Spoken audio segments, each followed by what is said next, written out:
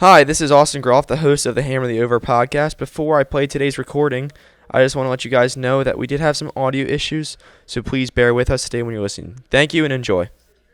Hello, everyone, and welcome to the Hammer the Over podcast. This is the fourth episode, and we have a huge one for you guys this week because the NBA playoffs start tomorrow. And we are filming this the Sunday, the day before the NBA starts. This is the first time there hasn't been a game the entire NBA season during the bubble. And there's a lot of huge matchups, so we'll get into that. But before we do, we'll talk about our picks from last week. And as always, make sure you follow us on Twitter. That's where we put all of our picks. I'll have the Twitter in the description. I'll have it on screen for you guys to see at the start. And that's where you get all of our daily picks. And we'll also tweet out some other stuff as like feature picks. And, we'll go over, sometimes we attack other teams if our picks don't hit, we get mad at them, But to start off, let's go ahead and talk about our picks from last week. Last night actually was the huge UFC fight, 252, Jokic versus DC. It was an interesting fight. Jokic ended up winning, and because DC, I don't know, it was a weird fight. Like Jokic almost knocked him out in the second round, and then like his eye was like he couldn't see out of his eye. DC was claiming, so he looked kind of out of it the rest of the fight. But it was actually somewhat of a decent fight. And I don't know if he looked out of it the rest of the fight. I didn't tweet any picks out for this game because I'm not necessarily a UFC whiz. I thought DC was going to win. He definitely looked like he struggled in that third round, but they said the third round is when he usually takes off. Fourth and fifth rounds, he looked like he was a little more with it, but it didn't look like he had the energy to keep up with Jokic, because there at the end, the last two, I say especially the last minute and a half, he really needed to make a move and land some big hits, and Jokic was able to keep him in the clinch, and that was the fight. But yeah, his eye got messed up. I think he would have won that fight had his eye not gotten destroyed. Yeah, I agree. I also think DC would have won that fight. I was big on him the entire week, but unfortunately he lost. I went 3-2 last night on my UFC picks. If you go and look on Twitter, and overall I was 5-2. So a good day for me. I went 2-0 on my baseball picks. Overall, I know I didn't tweet my picks out. Like I said, I went 2-3. I could have sworn Junior Dos Santos was going to beat Rosenstrike. I thought Dos Santos looked like he was in good shape, and he looked good. The first round of the fight, nothing really happened, and the Rosenstrike just caught him in the second. Yeah. The only other really pick I want to talk about before we talk about the fight for the 8th seed, because that was wild to watch and unfold, but I want to talk about French's Jokic points over the 17.5. That was just so funny. I was watching that with French. When was that? That was on Friday? Thursday, Friday? Yeah. Yeah, one of those days. Nuggets. Who were they playing the Nuggets again? I forget who they were playing. Yeah, I don't really remember. But Jokic, he was going off in the first quarter. French had the over on his points. Well, I was really confident because the day before I went 4-0. I had the Suns to cover, Booker's points, Celtics and Blazers to cover in the first half. Feeling good. I rolled in on whatever day that was. I think Thursday, I believe. My first two picks were winners, and then I had Van Vliet. His points, rebounds, assists prop was 21.5. Entering the fourth, he was at 19, I believe. Like, his stat line was at 19. So he needed, like, a bucket and a rebound, and he was golden. But they sat him. So I was like, all right, well, that sucks. Then Jokic misses 2 free throws going into at the end of the third. That would have put him over his prop.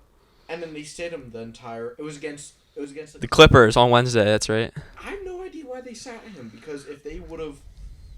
maybe they like playing the Jazz more than the Mavericks, but, like, they had an opportunity, had they beaten the Clippers, like, to move into the 2 seed. Yeah. Which is why I was confident in betting that, because, like, I thought they were going to play him the whole game and try and win the game. But they just Yeah, and then that was just crazy to see. He got 13 points in the first quarter and then only ended up with 17, just missing the over on that. Yeah, the line was 17. Yeah, that's crazy. Like, that was just crazy to watch. So let's move on to the fight for the 8th seed. We saw the Blazers win the 8th seed after an amazing performance from Damian Lillard. McCollum came in clutch versus the Grizzlies yesterday in their matchup. Damon Lillard finished with 31 points. McCollum had 29. Lillard had, I think he averaged around 42.3 points in his past 4 games to end the bubble, so he's coming up clutch. Lillard. Oh, yeah. Lillard. I thought you said McCollum. No, yeah, Lillard had 42.3 points. That's what he averaged in the last 4 games. He had that insane game. He came back, killed the Sixers. We saw that last week. And that crazy game against the Mavericks where he was just feeling it. He had 61 points, ball dropping off the rim, flying down in. And then he dropped 42 and then 31 against the Grizzlies and I think it was the Nets they beat.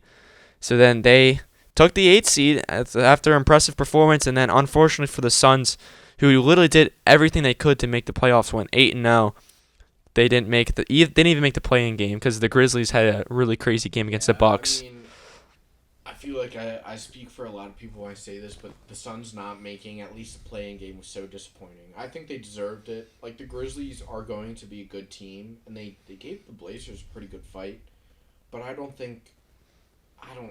I don't really think they could have won that game. I know they're missing Jaren Jackson, who I believe I've talked about before, but that's a huge loss for them. The Suns went 8-0, red hot. I think everyone would have loved to see them get in that play-in game, and unfortunately they didn't. Yeah, and I also had the Spurs in one of my parlays. It was like one of my lock parlays I like to do. It was like the Spurs, the Blazers, and the Suns, and the Spurs ended up resting their starters because they saw that the Grizzlies won, so they knew they couldn't make it because they needed the Grizzlies to lose. I don't know why you bet on the games. Yeah. Yeah, I mean, I wanted to see the Spurs win. They rested Derek White, Rudy Gay, and DeRozan. And they still had a close game against the Jazz. They only lost by like 6, I think. But I was kind of hoping that the Spurs were going to win that one. So.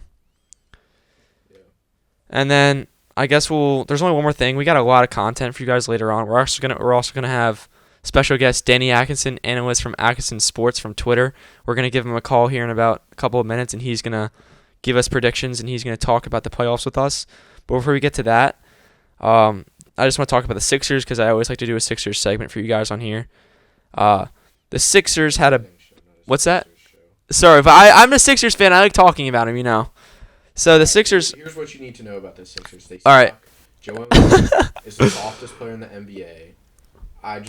Wrist injury, ankle injury. He's so soft. Like, it was a common foul when he hurt his wrist, and he just cried and sat on the bench the rest of the game. I hate him. All I have to say, Sixers are getting destroyed. I mean, yeah. They lost to the Suns because the Stars didn't play. I mean, I think they played a little bit. And then they had that huge win over the Rockets, but I don't really think the Rockets were trying. They won by like 30. Good all-around game. It was just nice to see the Sixers finish that win. Maybe give them some confidence into the next game when they're playing the Celtics in this big series. But people are saying the Celtics are going to sweep them 4-0. I hope that's not the case, in my opinion. But...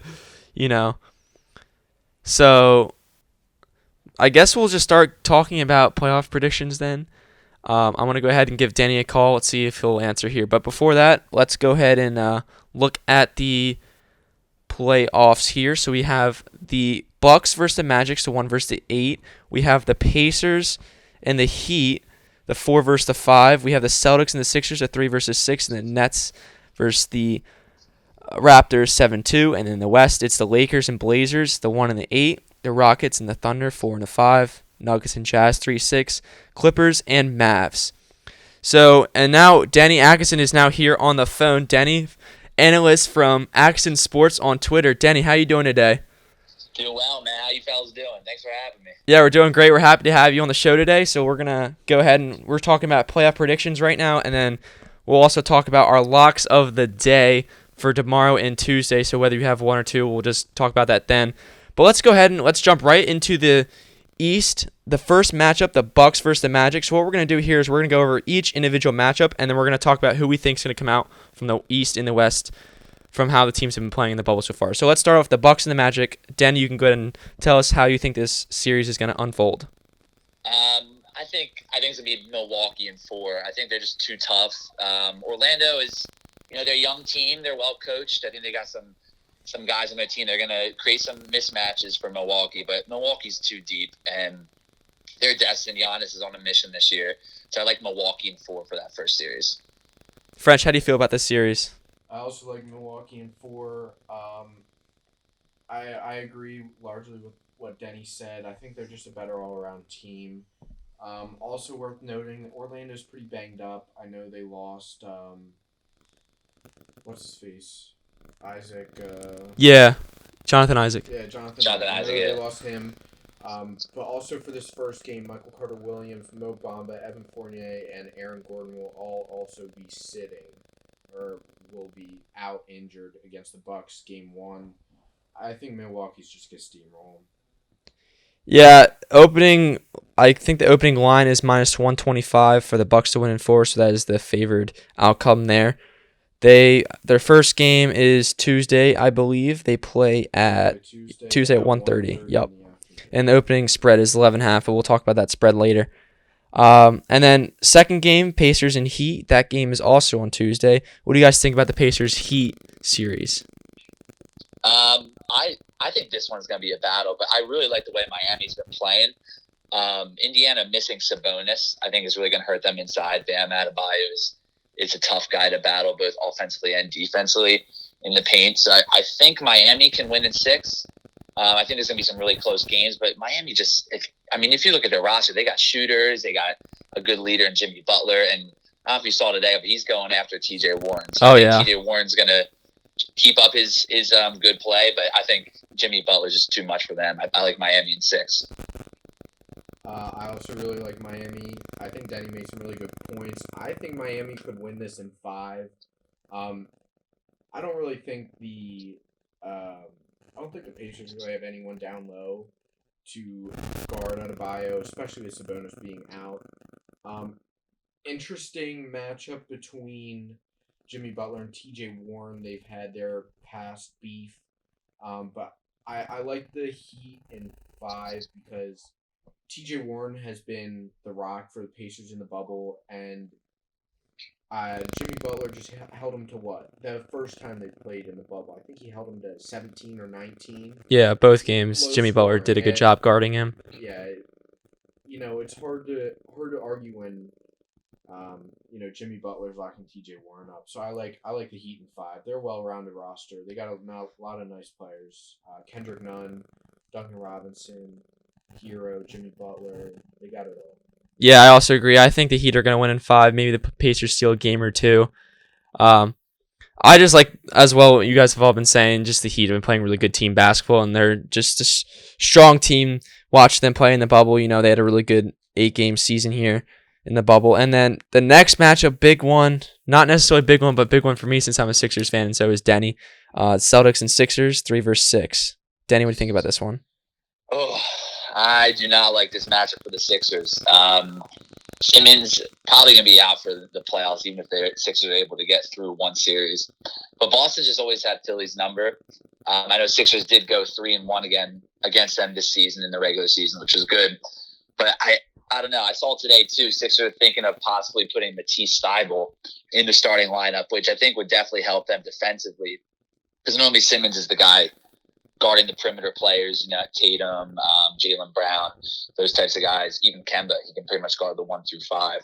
So I don't know. I honestly think Boston's going to win in 6, but I was going to be pulling for my boys in the red, white, and blue Philly. But it's going to be a tough out for the Sixers to even get 2 games.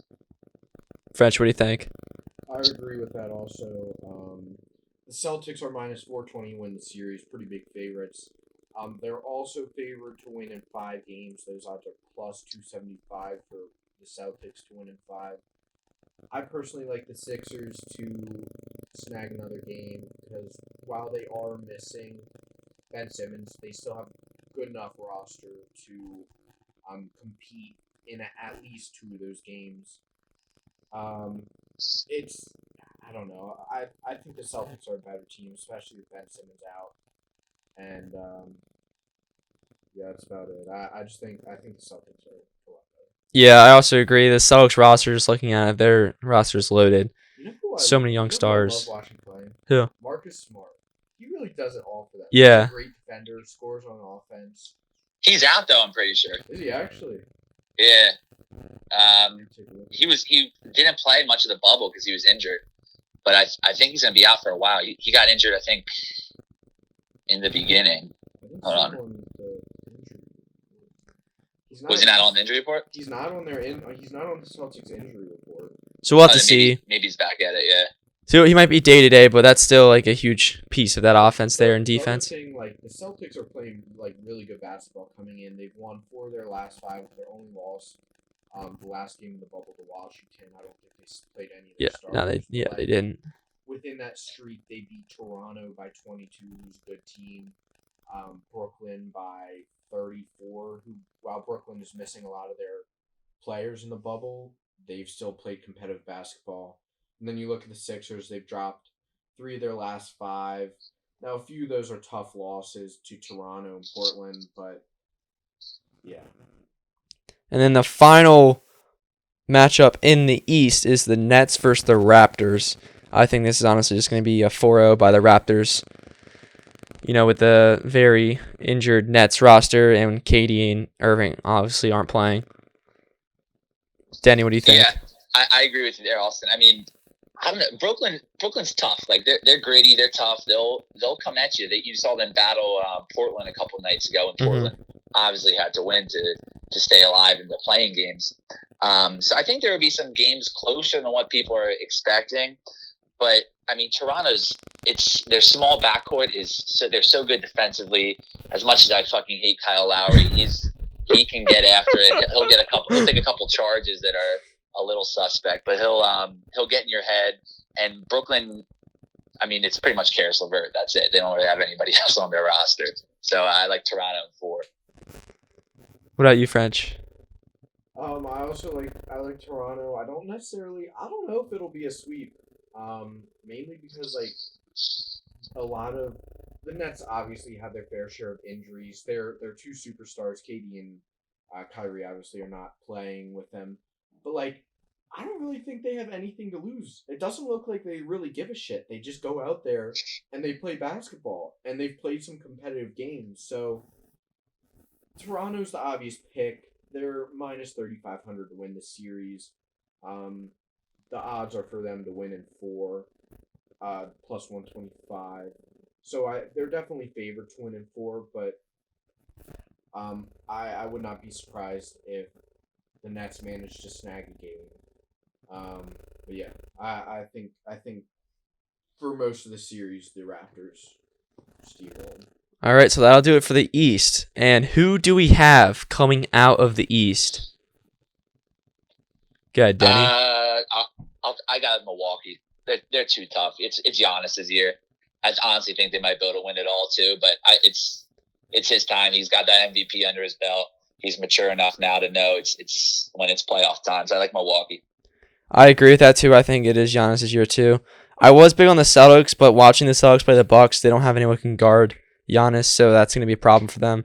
The only issue, small, man. Yeah, that's the thing with the Celtics. The only issue I see with the Bucks is like when it comes late game, people were questioning whether Giannis is the guy you give the ball. Like his outside shot, he's not necessarily clutch, and you can just sit in the paint and force him to shoot that outside jumper for the win. Like I would be fine with him shooting that shot, you know. Yeah. Who is it for you, French? I disagree with both of you. I don't think it's Giannis' year.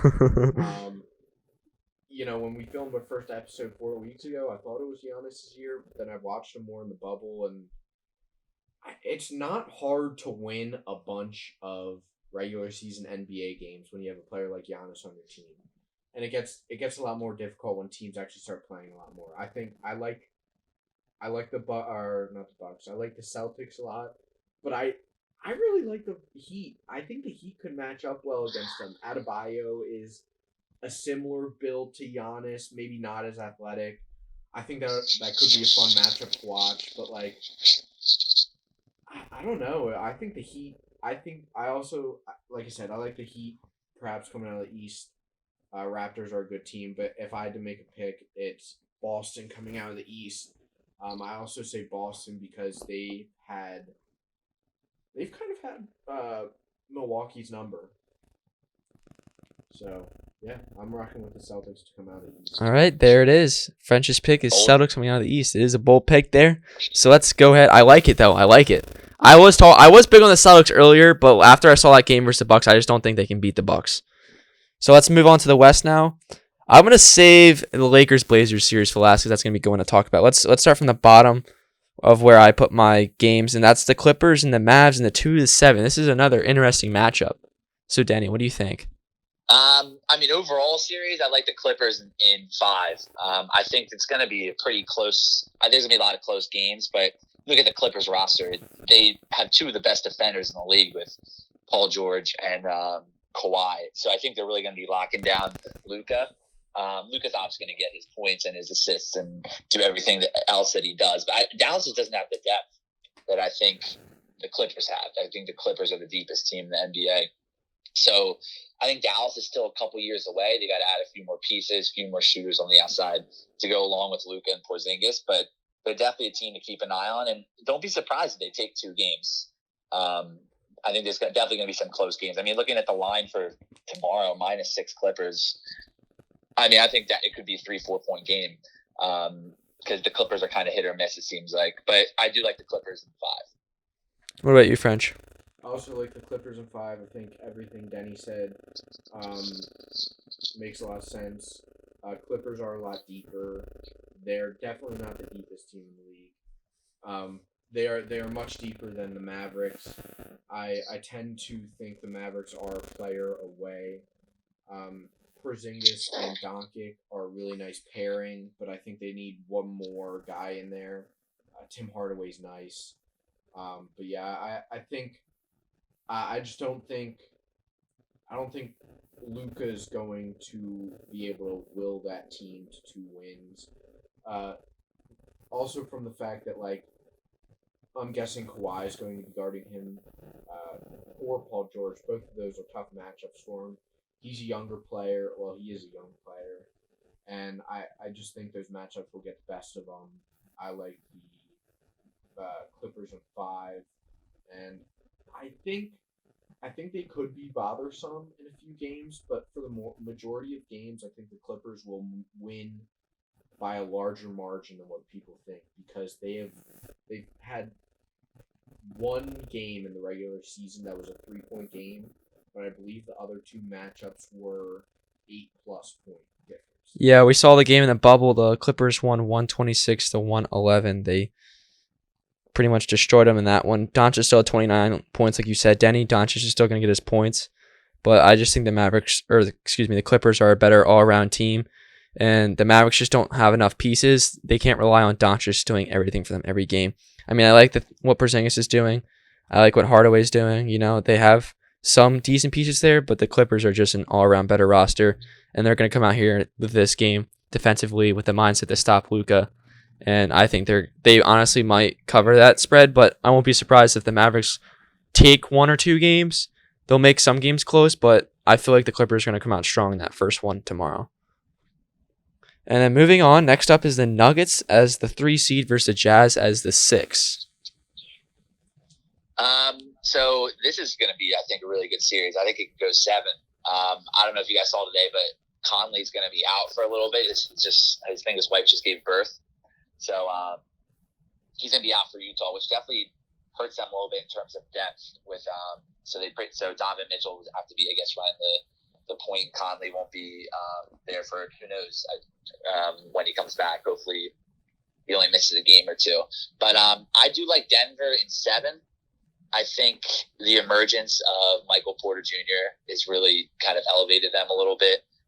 You obviously got the Joker and Murray as well as your 2 centerpieces. But Michael Porter Jr. has been playing really well, averaging 19 points in the bubble. So if he can continue his surge here, I think they're going to be able to win the series. But I think it will go 7 because Donovan Mitchell can give you 30 any game. So I think that'll be tough for Denver to slow him down. I also like the Nuggets to win. I don't even think it'll come close to 7. I think the Nuggets very easily could win in 5. I just don't like watching. I have unfortunately watched a decent amount of Jazz basketball in the bubble, and they just aren't that great of a team. They have some nice players. Donovan Mitchell is very good. Don't get me wrong. Rudy Gobert is good. Ingles is good. Mike Conley, obviously, who will be out. I mean, you say 1 or 2 games, Denny, but I think realistically it could be the entire series because by the time he gets back, he's probably going to have to do at least a 4-day quarantine. So I don't know how that will play out, but I just don't think the Jazz will compete. I think the Nuggets. Hopefully, they'll get Barton and Gary Harris back here soon. Otherwise, that'd be pretty big losses for them. But yeah, I think Nuggets win it in 5. So I think Nuggets win in 6. I think it is going to be close. Just we saw how crazy that game was when the Jazz played the Nuggets, when the double overtime and Donovan Mitchell just kept hitting clutch shots after clutch shots. And I think it's going to be an entertaining matchup, which is why I have it going to 6. But I still think the Nuggets are a more dominant team, especially since the Jazz don't have Mike Conley. But we saw, like, Denny, like you said, they have Michael Porter, Jokic, and Murray. But I also love what Jeremy Grant's doing. He's been coming off the bench and providing great minutes. And he's been a good defender. He's hustling all over the place. And I've been really impressed with him watching the Nuggets play because I've been watching a lot of the Nuggets games this bubble season because I didn't really know much about them coming in. So I wanted to watch them more often to like actually understand them. It's because they play those 10 o'clock games, man. It's tough to stay up. Yeah, exactly. The other thing about the series is, like, the Jazz have, like, one guy who can really go off, and that's Mitchell. Whereas, like, I think the Nuggets have, like, 3 guys who could go for 30 on not necessarily any night, but, like, Jokic and Murray could always score a lot, and Michael Porter Jr. has shown his game has definitely evolved, and he is more of a scorer now. I know he's had a couple 30-plus point games in the bubble. So I just think there's more. I think that also contributes to my thought process of them winning in 5. And then the next series is the Thunder versus the Rockets. This is going to be a really entertaining matchup, I think. Now, the Rockets do not have Westbrook to start, so that could give the advantage to the Thunder. So, Danny, what do you think about this one? Well, Austin, do you know how long Westbrook's out? Is it 4 days or is it? It's still questionable and uncertain right now, but I like the Rockets. I like the Rockets. I'm going to say 6. If Westbrook doesn't come back, it could go either way. I just think you can't stop James Harden. Yeah, I agree. The Thunder are good. They're a well team. It's a nice story this year, but I think Chris Paul's been a good leader for them. Yeah, I just don't think they have enough. And the Rockets too. I know they play small ball, but I've been watching a lot of their games, and when they hit their threes, man, they're really, really tough to beat. Mm-hmm. And they've beaten some of the best teams in the league. So I think Harden's going to be a little too much for them. They got some shooters on the outside, and I think they'll win in 6. But if Westbrook doesn't come back, if he comes back game 4, game 5, it's anyone's series. I tend to agree with that. I would like to say I like the Rockets, but we don't know the status of Russell Westbrook in this series. I largely think the Thunder are like they're very hot, or they're very cold. So I think that kind of plays into the Rockets a little bit, because, like, obviously I expect Harden to have a great series, but he can't drop 45 every night. So I like the Rockets taking the series in 6 or 7. It could go the distance. I just think there's a few other guys, the Rockets, that can score, whereas Thunder, I question, like, who's going to have that big game for him. Like, Austin Rivers had a 41-point game the other night. Covington has shot the ball pretty well in the bubble. Hopefully they'll get Eric Gordon back soon. But yeah, I like the Rockets. I also like the Rockets. I think it's going to be going to 7 games. I think it's going to be a really entertaining series to watch. But I like the Rockets on top just because I think Harden's out there to prove something this year. People don't really trust in his playoff capabilities as strong as Russell Westbrook. So I would like to see him make it to the second round. And I don't know if they're probably not going to make it past that, but I'd like to see him play well just for their sake, because I think Russell Westbrook and Harden, they just want to show people that they're not just more than a regular season team. They're also a playoff team. And then the final series is the Lakers versus the Blazers. Denny, what are your thoughts on this one? I think this is going to be really entertaining. I don't think it's going to go very long, but I think just watching Dame going up against LeBron and AD is going to be really cool to watch. I think Lakers are going to win in 5, but I think a lot of the games are going to come down to the final minute. I think a player that people haven't really been talking about is how well Nurkic just played for Portland. I mean, he could arguably be the all-bubble team if they have an all-bubble team. I know Dame took home the MVP, but he's played really well, 21 and 20 yesterday, 20 boards, had a triple-double, I think, earlier in the bubble. So I think he's going to cause some trouble for Anthony Davis, but that's why Anthony Davis is Defensive Player of the Year. So that's going to be a really cool matchup to watch. But I think just LeBron's too much for them. I don't see the Lakers winning at all, honestly. But I think they're going to be too much for Portland because Portland doesn't play any defense. So expect a lot of scoring and Lakers in 5. I agree with that, and it's funny that you talked about Nurkic because last week I said that like Nurkic is one of my new favorite players to watch because he really just does it all. Like he's, he can move in the post, he can pass, he rebounds the ball well, he plays good defense. He does a little bit of it all, and he does it well. I also like the Lakers to win in 5. I know Lakers have dropped 4 of their last 5. They've looked a little rusty in the bubble. I expect that to change. The Blazers obviously have been hot, so I wouldn't be surprised if the Blazers snag game 1, but then Lakers go on to win 4. I think high scoring is pretty accurate. The Blazers don't like to play much defense. The Lakers are a very good team defensively, so I think that's what gives them the edge. But yeah, it should be a very entertaining series to watch. I'm looking forward to watching the games. But yeah, my only area of concern is like the Lakers' strengths are with their forwards and bigs between like Kuzma's a bigger guy. You talk about LeBron, obviously AD, and their guard play is good enough with the tandem of big men they have, but the strength of the Blazers is in their guards. So that should be an interesting clash watching Dame, McCollum, and Gary Trent against the Lakers backcourt, and then the Lakers front court against the Blazers front court. I also have Lakers in 5 games. I think AD and LeBron are just going to be too much of a problem for the Blazers. I don't really know who's going to guard. And honestly, it might be Gary Trent or who's going to guard LeBron.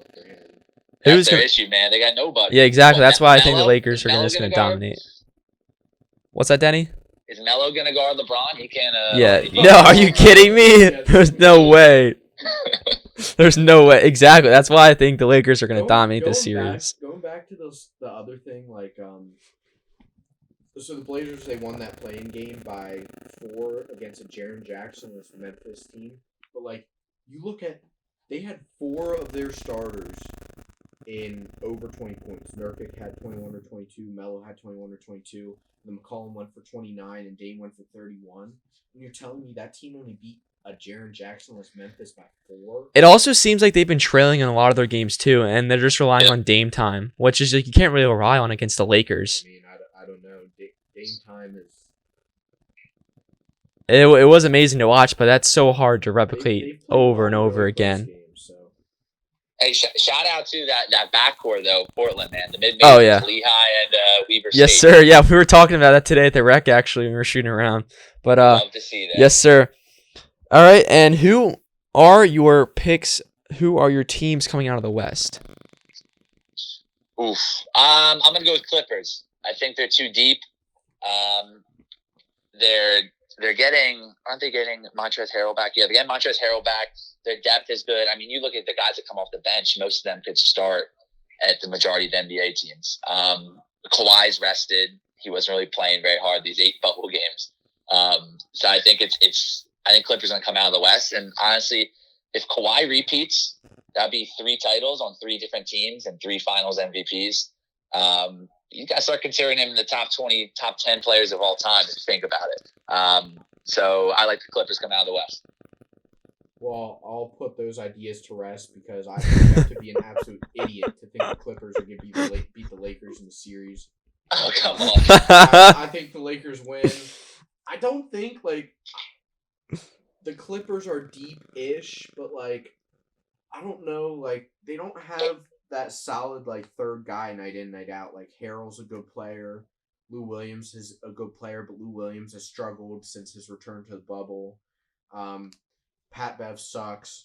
Marcus Morris, I've said it probably every episode, but Marcus Morris is just awful. He's a terrible basketball player. I don't even know why.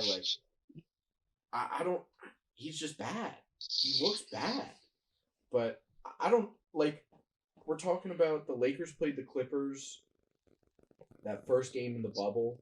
Lakers shot the ball terribly and they still won. I think the Lakers will have their act together by the time they play the Clippers, and yeah, Lakers are coming out of the West. I also agree. I think it's Lakers are coming out of the West too. LeBron's out there to prove something this season. I know they looked awful in the bubble. I just think that was a fluke, though. I think they just didn't care because they clinched a 1 seed. I mean, they don't have anything to play for, so that's probably why they were just so awful in their games. So those are our predictions for the playoffs, and let's go ahead and go over our locks of Monday and Tuesday, opening 2 days for the NBA playoffs. So starting with Monday, we have the Jazz and Nuggets at 1:30, the Nets and Raptors at 4, the Sixers and Celtics at 6:30, and the Mavericks and Clippers at 9. Who are your picks and your locks? Danny, you go ahead and start. How many locks do you have for that day, and who are they? So to me, betting spread is tough in basketball because Oh, yeah. the last couple of minutes are sometimes a shit show when it comes to shooting free throws. But something that I saw on DraftKings over under 230 total points for the Clippers Mavericks game tomorrow. I like under. I think No, Denny. You know the name of this podcast is Hammer the Over. Well, he's Hammer the over. We're Yeah, going under today, baby. He is the guest. All right, let's hear the pick again. I'm the under guest. The under I'm guest. going under 230 total points for the Mavericks versus the Clippers. Clippers defense is really good. I like it. And I don't think the Mavericks are going to be able to put up enough points. I can see the game being about 215, 220 total points, low 100s, under 230. Sorry for going against the No, it's fine. Yeah. All right. And then, is that your only pick, or do you have any other picks for that day? That's my pick for Monday. I got one for Tuesday, though. All right, sounds good. Perfect. French, what are your picks for Monday? I got a few picks on Monday. I don't think that under's awful, but you guys know I never bet the under. It's I don't know. It doesn't make sense to bet unders. But I like the Celtics to cover the spread for the entire game. That's 5.5. I also like them to cover it in the first half. The first half spread is 3. I think the Celtics will get rolling, and I think they'll do it pretty early. I'm not sold on the over-under for the entire game, but I think the Celtics and the Sixers will go over the first half line. It is 110.5. That's a pretty reasonable number. Both teams, the Sixers are fairly generally a first half team. They score a lot of points in the opening 2 quarters. I think the Celtics do as well. Before both teams sort of cool off in the second. So those are my 3 picks for that game. Continuing on, I think the Nuggets will cover 5 against the Jazz, especially with no Mike Conley. I know the Nuggets won by 2 in double overtime last time the 2 teams met. However, like I said, Conley contributed 20 points to that game. That's a big loss of production for him. So I like them to cover that mark. I'm kind of staying away from the Raptors and Nets because 9.5 is a pretty big number. That's a scary range. It is. It really is, especially for a Nets team. I don't really know what to expect from the Nets. They can just come out and run and play basketball. So I'm not touching that game. But then my final 2 picks for Monday, I like the Clippers to cover. Well, I guess it's only 1 pick, but I like the Clippers to cover 6. They've had 2 games that have been fairly large point differentials. I think the defense of Paul George and Kawhi will definitely limit Doncic, and that obviously hurts the Mavericks. So those are my picks for Monday. I'd also like to say that I know none of the lines are out, but I'll probably throw a couple player props up on the Twitter. There's nothing out on my book right now, and I love betting player props, so tune in for those. And then I only have one lock Monday as well. I also have the Were those locks? Well, those are kind of which of those picks were locks? Because we're going over lock picks. I know those are just picks you like in general, but which of those picks would you say are your locks? Just so we can mark it in for your lock record. I'll let you make your picks. Okay, so I only have one lock pick, and that's the Nuggets -5 for tomorrow. I think they're just gonna come out and destroy the Jazz in this first game. I just love what the Nuggets do. And then this isn't a lock, but I like the Sixers 5.5. I always normally bet like $5 on the Sixers just because I like watching them. But I think it's going to be a close game just because it's the first game. And I'm hoping the Sixers come out focused and ready to play. And that'd be interesting if they do have Matisse Thybulle in the starting lineup. I'm curious to see how that series unfolds. So let's go ahead and go on Tuesday. Denny, what is your lock for Tuesday? I want to go back to Monday real quick. Sounds good. This morning, before the Conley news broke, Denver was -3, and now it's up to like -4.5 or -5. So this is keep an eye on to it. Yeah, might be going that direction. Correct. Yeah. So Tuesday, I got two picks I like, but I'm gonna go. My lock is Miami -3.5 versus Indiana. I think Indiana doesn't have enough firepower, like we talked earlier. Missing Sabonis is obviously going to be. It's been an issue in the bubble. It's going to be an issue, and they don't expect him to come back really this whole playoffs unless they make a deep run. Oladipo is not really 100%. He's in it. So I like Miami -3.5. I think they can win by 9 or 10 points. That's going to be my lock for the week. It's now up to -4 actually on DraftKings, so just keep an eye on that one. And Lakers -5.5. I like them to cover that. I don't think LeBron's going to let it be close because he knows if it's close, Dame's going to take over, and nobody's stopping that. So I like Lakers to cover -5.5. Both games I think will be close for the most part, but I think Miami's too tough, and I think the Lakers are going to be too much for Portland. I like those picks a lot.